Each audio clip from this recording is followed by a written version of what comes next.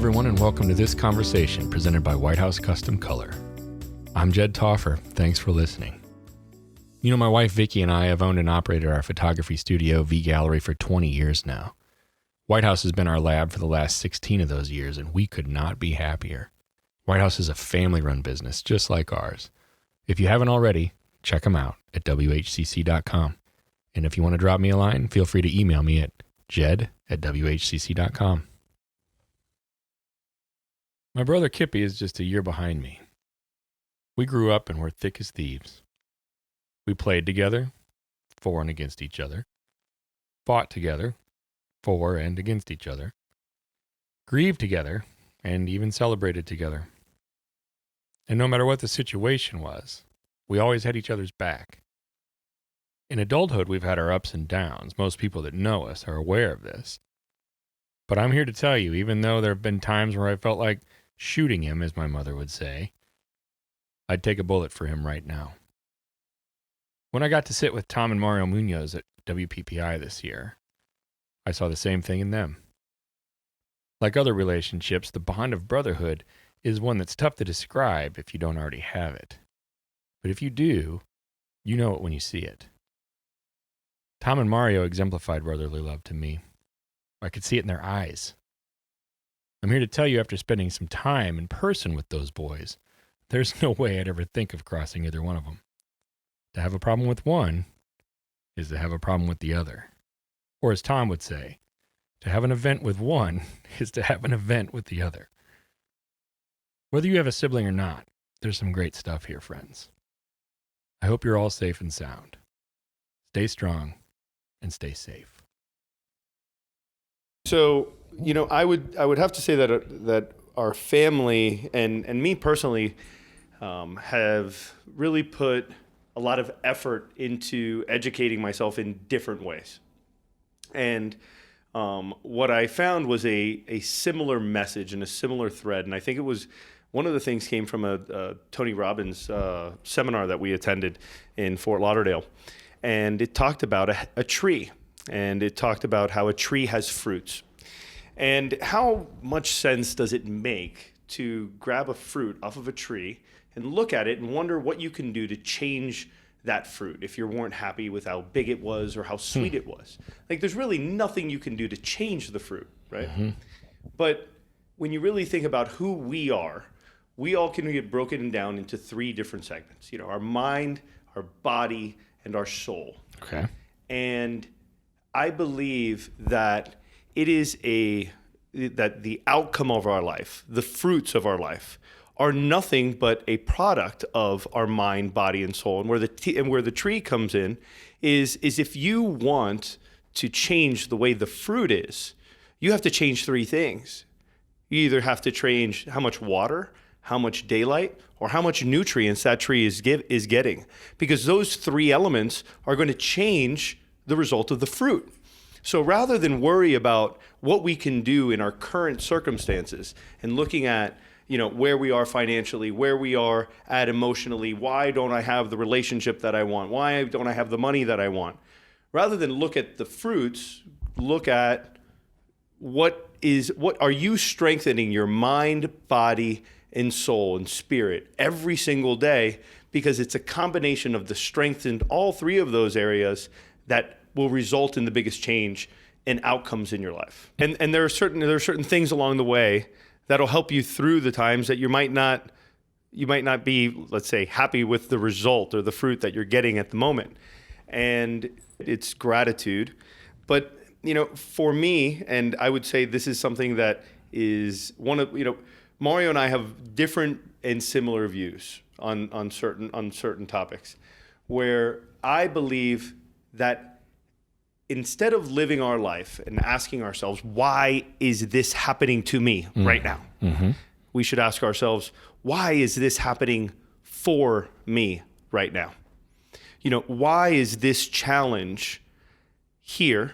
Because, you know, ultimately, you know, and for me, it all comes back to a higher power, right? Okay. And that message of love and living your life, and if you can live your life and make a majority of the decisions in it based on a motivation of love, regardless what the immediate outcome is, it ultimately will always work out for you. I think that's true. I think what you guys are saying is true. But if I take into account what you're talking about right there, like when you're going through a tough time and you say, why is this happening for me instead of why is this happening to me? Mm-hmm. Especially regarding a higher power. There's been times in my life where I've been going through something and I get pretty upset with that higher power, and it's a lot easier said than done to be like, why is this happening for me instead of to me? I didn't say it was. It didn't say it was going to be easy. Yeah, but ready. It right. goes back to the same three things, and the reasons that we're having this conversation. Yeah. Is how are you feeding during those difficult times? Are you getting up in the morning and are you, let's say, starting the day with some meditation? Having 20-minute time to listen to something that is spiritually motivating? Are you going for a run? Are you having a great healthy breakfast? Because you're going to find that if you strengthen your mind, your body, and your soul, and you feed yourself with these daily reminders, you're able to stay in that mindset. But if you don't, it's like not going to the gym. So not only do you guys have a family business, right? You're in a family business. It's a unique family business. Like it's beyond most. And, it's evolved throughout the years. Right. So I think every family is unique. I think that because of our values and the sense of, the all for one and one for all mentality, that most families don't choose to make the decisions that we make to live and work together at the level that we do. Because you're together a lot. Listen, there are times like I want to throw this guy off the balcony, but he's my best friend. Mm-hmm. Yeah, and I told him, I said, you know what, if we ever do this, you might win, but you're gonna look like Rocky at the end of Rocky 5. You're Adrian, you might win. Yeah, you might win. You're gonna pay the price for winning. You're not gonna be pretty. You're gonna remember this fight the rest of your life. So how do you handle disputes? All right, let's say you agree on many things, if not most things. What do you do when you're on opposite sides of a coin? Well, I think it really comes down to respect, right? And go back to I want to make my decisions based on a motivation of love. And my grandmother used to say something. She said, when the family is fighting, nobody is right. Mm. And honestly, I think going back to the respect thing, I respect Tom. Every one of the brothers has different strengths, and Tom doesn't like the word weaknesses. So we'll say different strengths and different non-strengths, right? And areas that we can grow. How about that? There we go. Areas that we can improve. Sure. My friend the Dalai Lama here. Right. No, but the truth is if this is an area that I feel strongly in, and Tom knows that this is something that I'm so passionate about, I will typically bow down and say whatever it is that you feel is fine, and he does the same, vice versa. But very rarely, I would say, are we both at a position where it's a continual disagreement, and the disagreement will only stay present when either of our fears are being tested in the conversation. That's something that we just recently have noticed. And if what has changed with us is our communication with each other, because the minute that you can actually, even with yourself, if I'm having a conversation with you and I know something that you're sensitive about, mm-hmm. and all I am is aware of it, I can change how I communicate with you to not hit that point so that I can get my point across in a positive way. That's respectful. Correct. Like what you're saying. Yeah. Respect is paramount. Like you need it. It's essential for any relationship to flourish. Right. Right. And when you set aside your fears and you set aside your insecurities and you really leave them all at the table and you say, hey, listen, what an amazing opportunity we have right now. We're alive, we're healthy, we feel great. We're passionate about what we're doing. We have the means to be sitting here in Las Vegas, Nevada in this nice suite. Mm-hmm. And we're giving our first podcast ever. One of the things that we tell each other is like constantly I'll give them a little elbow and be like, hey, Mario, Google Earth. And for us, that means zoom out. Right. Yeah. Step out of where we are and recognize It's like the bigger picture. Cool, yeah, but like, how cool is it that we're just here? Yeah. Who cares what we end up accomplishing? But today is cool. Right. Yeah, I actually did a post on Facebook, and it was right after we had just had the first, second, and third place wedding albums at Imaging USA. Yeah. First place wedding image in the Photographic World Cup.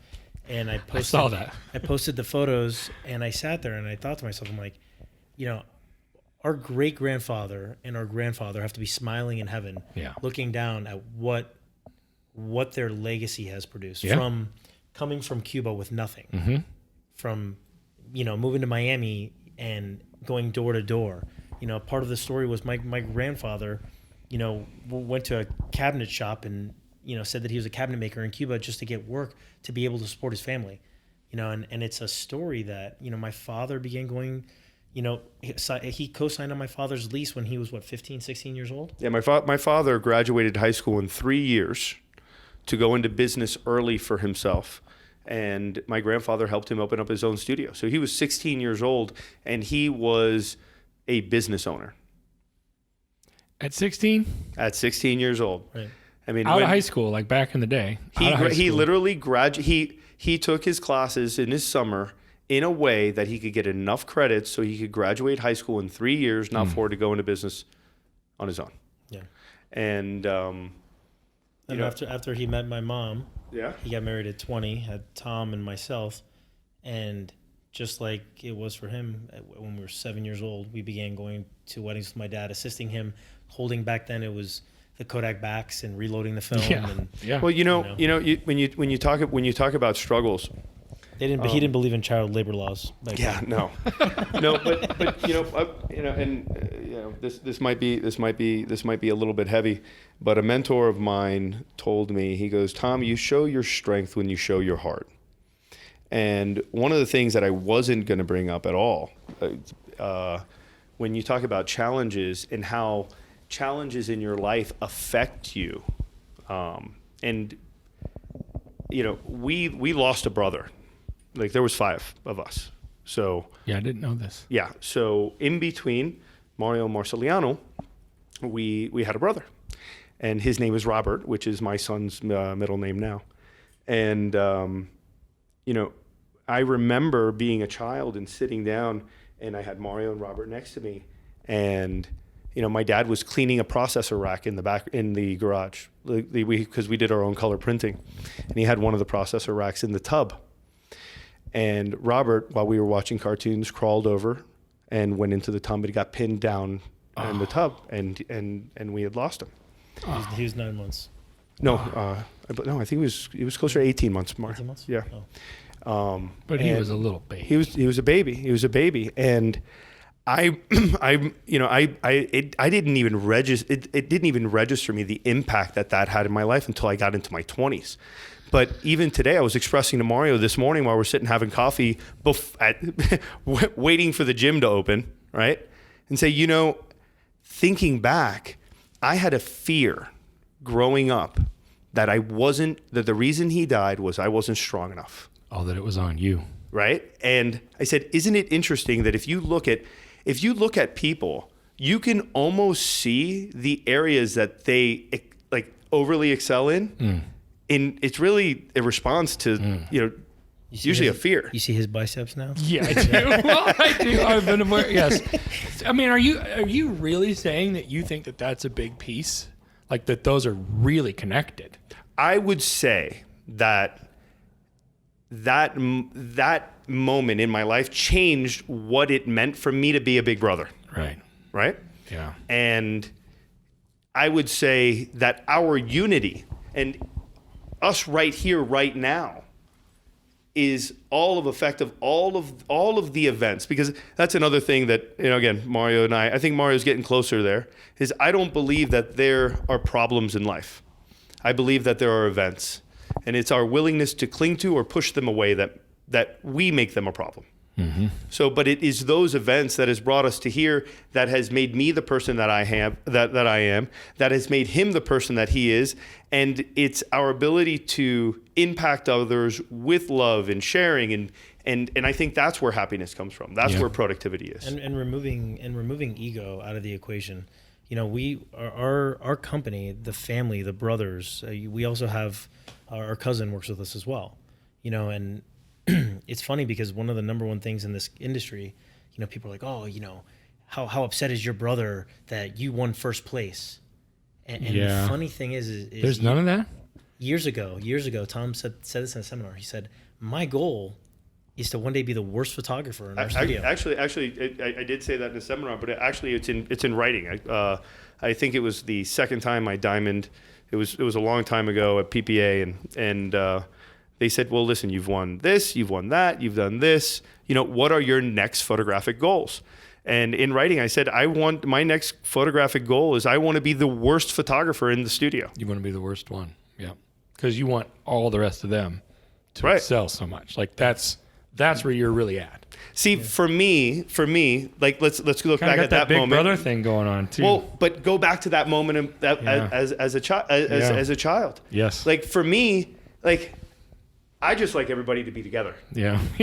That's it. Yeah. I'm happy. We're all together. We're all happy. Yeah. I'm happy. Yeah. And think about it. How much more difficult is it for a younger brother to grow up in the shadow of an older brother when that older brother wants to be Justin Timberlake and not be in sync? Right.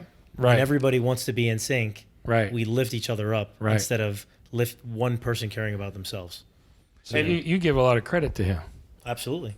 Well, I give a lot of credit to him because there are strengths and there is a perspective that he has that I don't possess.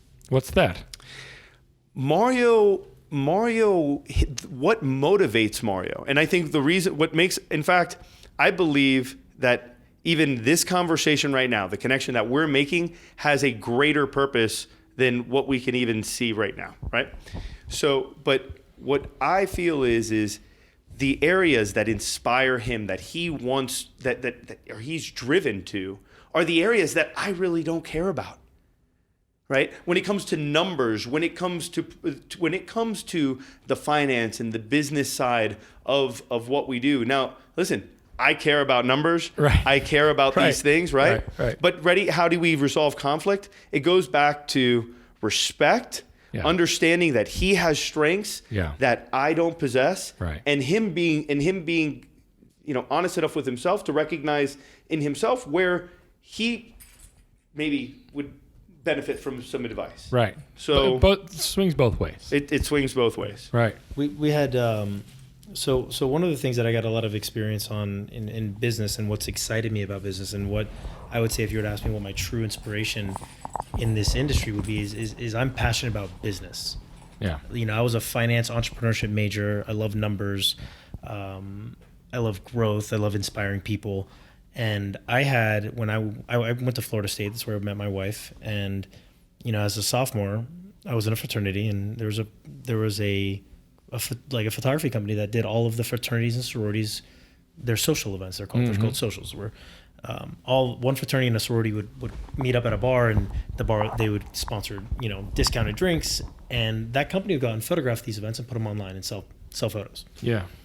So, I called my dad and, I said, I would love to, send me up a camera. I want to start a company up here to do these events for now you got to understand, like, okay, Mario had just gotten fired from Munoz Photography at this point in his life.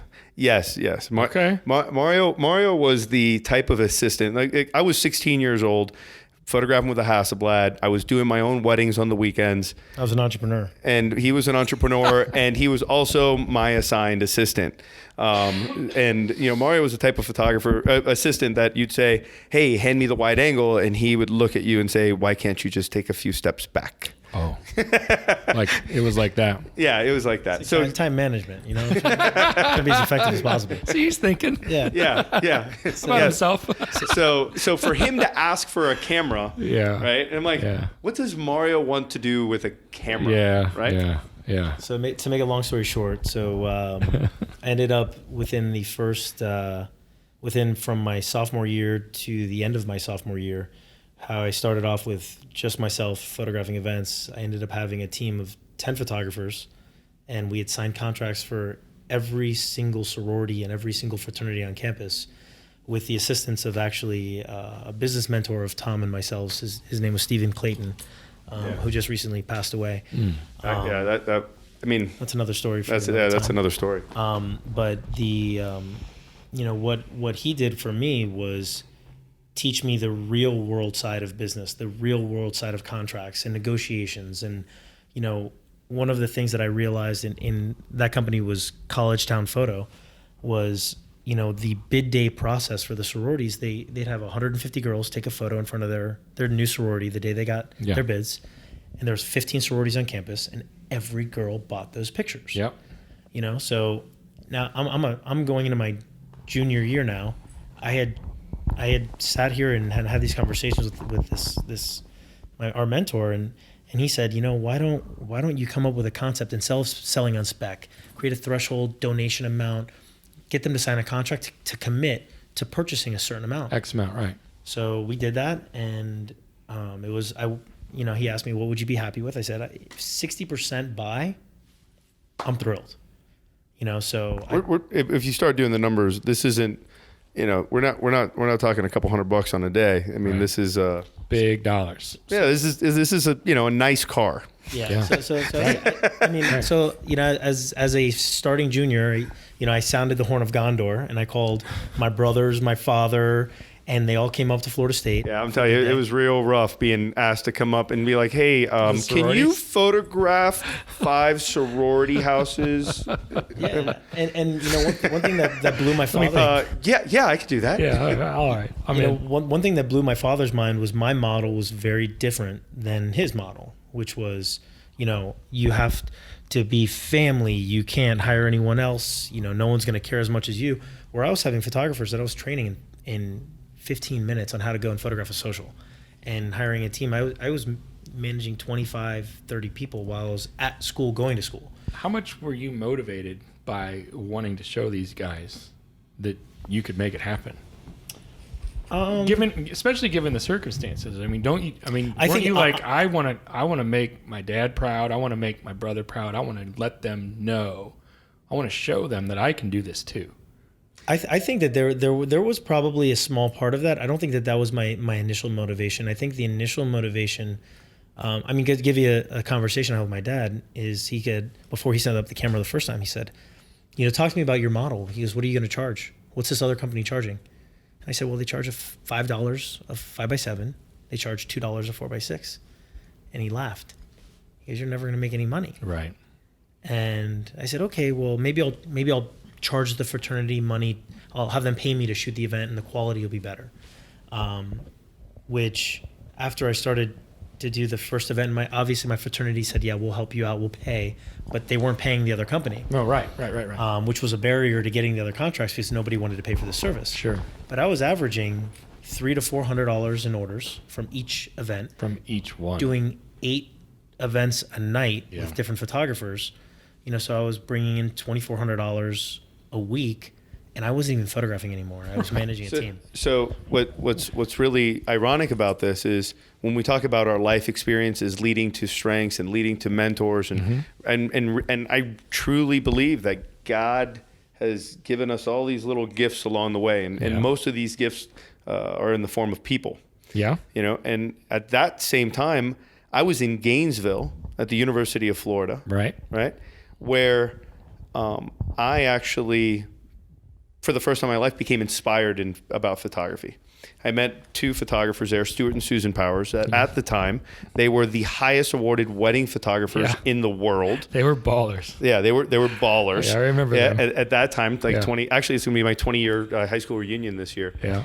And Stuart and Susan taught me to love photography, and what they taught me was that, because at 16, 17, I could do a wedding exactly like my father. Mm-hmm. I wasn't challenged in any way. Mm-hmm. And then I started and then Stuart actually got me to come to my first print competition, and I'm like, oh yeah, I want a shot at this. Yeah. Right? Yeah. Then it goes, then that history of the family and the teaching my grandpa. Wait. Yeah. I don't know how to do this. I can't do this now. And then what ended up happening? I ended up meeting Peter Dyer. Right? Oh yeah. right? Who was an XXV, Yeah, he was. which coincidentally I met your wife, and now we are all sitting Now here. we're all here, talking, yeah. right? You think this all happened by itself? Right. Yeah, we're just along for the ride. Which Peter Dyer made an incredible impact in my life. Yeah, I didn't know that. That's cool. I spent a month with Peter, and just to make things full circle, his son Joel is going to be coming to spend a few weeks with us. He's coming over here. He's coming over here, and I get to return the favor and share with him what we're doing right now to hopefully help him grow his family's business, which is a multi-generational business. Well, given all of that, and considering that this is the thread that we're on now, what do you guys want for your kids? Well, what does all parents want for their kids?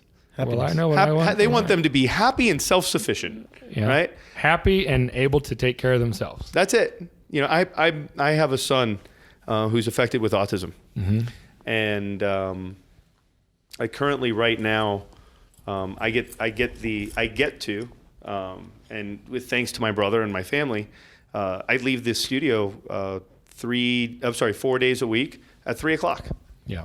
And I get to do 5 hours a day of ABA therapy with my son. And I've kind of taken this same passion that I have about my photography into that area. And as soon as I started to recognize what it is I could do to make a difference, therapy moved from inside on a table to we're at a park, we're at Whole Foods, we're on the beach, we're learning how to ride bikes, we're doing a million different things. And his progress it wasn't a little bit noticeable. It was exponential. Right.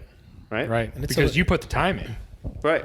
And it's something that he was out of town one time, and I did therapy with his son, and and I'll be honest, it's running a business and one of your key players saying, I really want to be, doing therapy with my son, and leaving at 3:00. In the back of my mind, I'm like, man, he's not here. Right. And it took one therapy class that I had with his son that I saw, like, I'm gonna start crying, like I'm already crying. how incredible that not just me or him, but even every part of the family has in his life, and the progress by the one-on-one just attention that is providing for him. And I literally called my cousin. I said, I'm never gonna complain about Tom leaving the studio. I actually think everybody should do this, because it gave me such an incredible perspective on how amazing it is, and then the blessing that we have. And that's one of the other thing is like gratitude, appreciation. We have a business, we have a family that supports each other. Yes, we fight. Yes, we have problems. Everybody does. Tom doesn't like problems. He'll say events. We have events. Yeah, but they always give me all the events to deal with, though. But at the end of the day, when you have people who love each other and care about each other and only want to hold each other up and do whatever we can. My father said this one time, and he said, we're like a hand. The whole family's like a hand. Each finger independently is not that strong. Yeah. However, when you close all those fingers together, you make a fist. Yeah. And that's us. Yeah. And that's how much stronger we are together than any one finger can be apart. And I think he told me that I was the middle finger, but You're the middle one. Not because he's the longest. No comment. Oh my gosh. If Mario was, this isn't live, so I don't get fired. yeah. No, it's it's a blessing. I mean, I'm looking at this right now as a blessing, and you just asking these questions and us having to verbalize how we feel about it. Believe it or not, we're gonna walk away from this, and we're gonna have a better understanding of our relationship and how we feel about our family. Yeah. Well, that's I think it's awesome that you guys even, oh man, it's like you have to allow yourself to be in the position to be able to share what you're sharing and work together the way that you do, like that. It doesn't just happen on its own. Okay, but it goes back to the reason we're here. Yeah. Right. The question of the mind, body, and soul. Right. Mind, body, spirit. However you want to say it. It's we are making a decision, right, to have action. Right. Action. So you can't think yourself into acting differently. Okay. But you can most definitely act yourself into thinking differently. Oh, I like that. That's right? something. So if if you think about that, He got that on a bumper sticker. yeah. No, listen, Don't let him point that off as his own, right? Nothing. Well, first of all, all this stuff got figured out thousands and thousands of years ago, right? Well, yes. Right. He stole that from like Mahatma Gandhi or something. Yeah. It's just And taken. Gandhi took it from somebody 1,000 years earlier. Exactly. It probably goes back to some guy named Right. I don't know. This guy, this Jesus. He wrote this. They had this book written. Yeah, he said whatever. a few things too. Yeah. Listen, this message isn't new, right? Right. Now, I like to bring everything back to working out because it makes it real simple. But, if you feel that where you are right now is you're unhealthy, right? And you make decisions to start living healthy, Yeah. right? You might not, in your mind, think that doing those things initially are worth it. Right. But I promise you, if you stick to those actions and you start to see how you feel and how your mind and how you feel about, like right now, like Mario and I, we do yoga, right? Yeah. We barely lift anymore. We do yoga 5 to 6 days a week. Why? Because I felt that it's an efficient use of time to work on your mind, your body, Your spirit, right. and your spirit, Right. all in a 1 hour to 75-minute segment, which I start every day that way. I drop my daughter off at school. I go to yoga. He goes to yoga, then drops his daughter off. Yep. And and now when we get to the office, we're much more peaceful when we see each other. That's also helped out with the arguments. Yeah. Yeah. Well, no, seriously, Really right? zenned out. It really does. You see those manifestations occur, especially over time, like what you were saying. Yeah. Gentlemen, where can people find you guys? Where can they go to find what's your website? What's your Instagram? So our website is munozphotography.com. Our Instagram is Munoz Photography, as well as Tom and myself. Tom is Tom Munoz on Instagram, and I'm Mario Munoz Jr. Jr. So we don't have the information to share quite yet, but we are going to start a educational side of what we do. Okay. Yeah. So it's coming. It is coming. It is coming.